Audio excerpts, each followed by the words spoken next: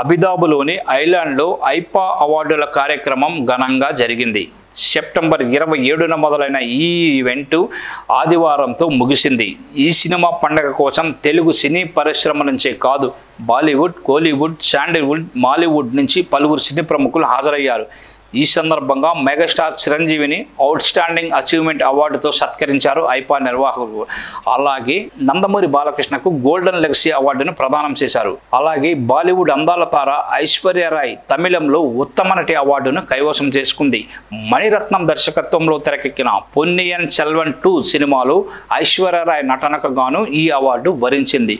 ఈ పురస్కారాన్ని ప్రదానం చేసే సమయంలో ఒక ఆసక్తికర ఘటన చోటు చేసుకుంది. అదేంటంటే ఈ అవార్డును తన చేతుల మీదుగా ఐశ్వర్యకు ప్రదానం చేయాలని ఐపా నిర్వాహకులు కోరారు. దీంతో అవార్డును అందుకునేందుకు స్టేజీ మీదకు వచ్చిన ఐశ్వర్య అవార్డు తీసుకోవడానికి ముందు బాలయ్య కాళ్లకు నమస్కరించింది. ప్రపంచం మెచ్చిన స్టార్ హీరోయిన్ మరి ఆ విషయాన్ని కూడా పక్కన పెట్టి ఆశీర్వాదం తీసుకుంది.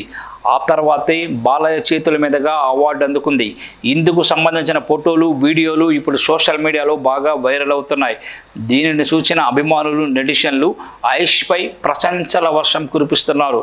గ్లోబల్ నటిగా ఆమె ఎంత ఎత్తుకు ఎదిగినా ఒదిగే ఉన్నారని చెప్పడానికి ఇదే నిదర్శనం అంటూ క్రేజీ కామెంట్స్ చేస్తున్నారు. కాగా బాలీవుడ్ టాప్ నటీమణుల్లో ఒకరైన ఐశ్వర్య రాయ్ గత కొన్ని రోజులుగా తన వ్యక్తిగత జీవితంతో వార్తల్లో నిలుస్తోంది. ఐశ్వర్య రాయ్, అభిషేక్ బచ్చన్లు త్వరలో విడాకులు తీసుకోనున్నారని జోరుగా ప్రచారం సాగుతుంది. దీనిపై అటు ఐష్ కానీ అభిషేక్ కానీ స్పందించడం లేదు. మరోవైపు ప్రతిష్టాత్మక ఐపా అవార్డ్స్ 2024 కోసం ఐశ్వర్య రాయ్ తన కుమార్తె ఆరాధ్య బచ్చన్తో కలిసి అబుదాబికి వచ్చింది. కొన్ని రోజుల క్రితమే దుబాయ్లో జరిగిన సైమా వేడుకలకు కూడా కూతురుతో కలిసి హాజరైంది ఐశ్వర్య. ఇందుకు సంబంధించిన ఫోటోలు, వీడియోలు కూడా నెట్టింట వైరల్గా మారాయి.